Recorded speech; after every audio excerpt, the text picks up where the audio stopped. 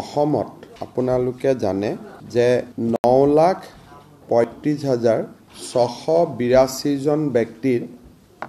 আধাৰ card Bharat চৰকাৰে যদিও biometric সংগ্ৰহ কৰিছিলে কিন্তু আধাৰ কাৰ্ডসমূহ বিতৰণ কৰাটো বন্ধ কৰি ৰাখিছিলে। এই লোকসকল সেই লোকসকল আছিল যিসকলে ফেব্ৰুৱাৰী 2019 পৰা আগষ্ট 2024 এই সময়ছোৱাৰ ভিতৰত NRC বা আধাৰ কেন্দ্ৰসমূহত বায়োমেট্ৰিক দিবৰ বাবে তেওঁলোকে সেই কেন্দ্ৰসমূহলৈ গৈছিলে। যোৱা কিছুদিন ধৰি এই লোকসকলে 9,38,865 গৰাকী যি লোক আছে তেওঁলোকে বিভিন্ন সময়ত অসম চৰকাৰৰ ওচৰত অভিযোগ কৰি আহিছিলে যে আধাৰ কাৰ্ড বন্ধ হৈ থকাৰ বাবে তেওঁলোকে স্কলাৰশ্বিপ, ৰেচন কাৰ্ড, বিভিন্ন ধৰণৰ চৰকাৰী সুবিধাৰ পৰা বঞ্চিত হৈ আহিছে। আৰু এই ব্যক্তিসকলৰ ভিতৰত বহুবিলাক এনেকুৱা ব্যক্তি আছে যিবিলাক ব্যক্তিৰ NRCৰ লগত কোনো সম্বন্ধ নাছিলে, তেওঁলোকে মাত্ৰ সেই সময়ছোৱাত আধাৰ কাৰ্ডৰ বাবে বায়োমেট্ৰিক দিবৰ বাবে গৈছিলে। অৰ্থাৎ এই আধাৰ কাৰ্ড আৰু NRCৰ কোনো প্ৰত্যক্ষ সম্পৰ্ক নাছিলে।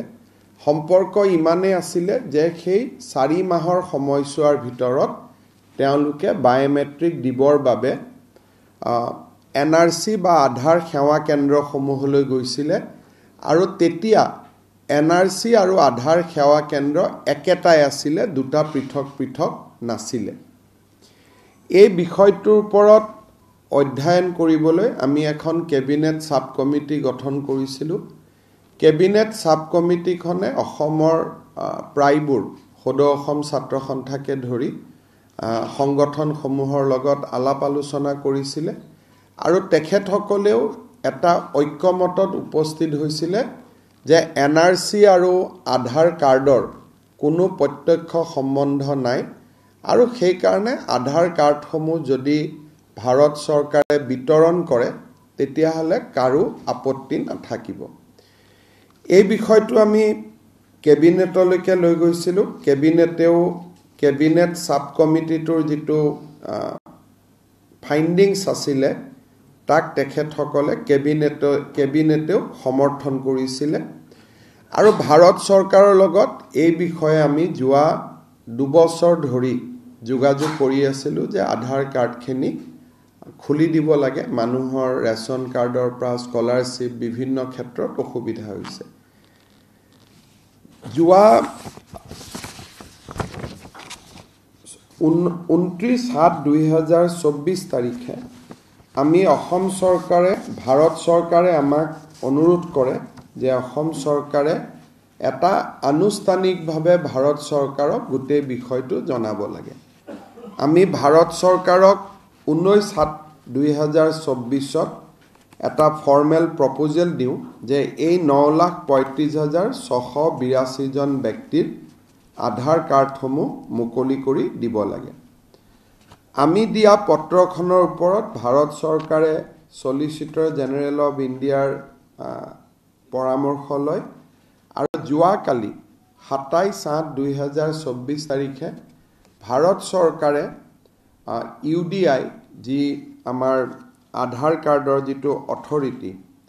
ইউনিক আইডেণ্টিটি যিটো অথৰিটি আছে, তেওঁলোকক নিৰ্দেশ দিছে যে অসমৰ বন্ধ হৈ থকা আধাৰ কাৰ্ডসমূহ মুকলি কৰি দিব লাগে আৰু যাৰ আধাৰ কাৰ্ডৰ যোন যোগ্য ব্যক্তি যাৰ পৰা আমি বায়োমেট্ৰিক সেই সময়ত লৈছিলোঁ, এই 9,35,682 গৰাকী ব্যক্তিক আধাৰ কাৰ্ডসমূহ উভতাই দিব লাগে আৰু তেওঁলোকক আধাৰ কাৰ্ড লোৱাত যি বাধা আছিল সেই বাধা ভাৰত চৰকাৰে আনুষ্ঠানিকভাৱে প্ৰত্যাহাৰ কৰিছে। ইয়াৰ ফলত এতিয়া অসমত এই এটা বহুদিনৰ যিটো এটা ইস্যু পুঞ্জীভূত হৈ আছিলে 9,35,682 গৰাকী ব্যক্তিৰ, তেওঁলোকৰ আধাৰ কাৰ্ড পোৱা পথ প্ৰশস্ত হ'ল আৰু মই ভাবোঁ যে অহা 15 দিন এমাহৰ পৰা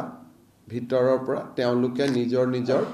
আধাৰ কেন্দ্ৰত গৈ আধাৰসমূহ সংগ্ৰহ কৰিব পাৰিব য'ত তেওঁলোকে বায়োমেট্ৰিক্স দিছিলে বা ইউডিআই কৰ্তৃপক্ষই বেলেগ ব্যৱস্থাও কৰিব পাৰে যে তেওঁলোকে ক'ত গৈ আধাৰ কাৰ্ডখিনি সংগ্ৰহ কৰি লাগিব কিন্তু ভাৰত চৰকাৰে ইতিমধ্যে যিহেতু আগৰ যিটো নিষেধাজ্ঞা সেইটো তেওঁলোকে প্ৰত্যাহাৰ কৰিছে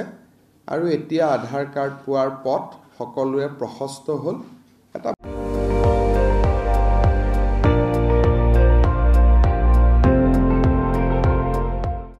আপুনি চাই আছে ND24 সৰ্বশ্ৰেষ্ঠ নহয় সৰ্বোত্তমৰ দৌৰ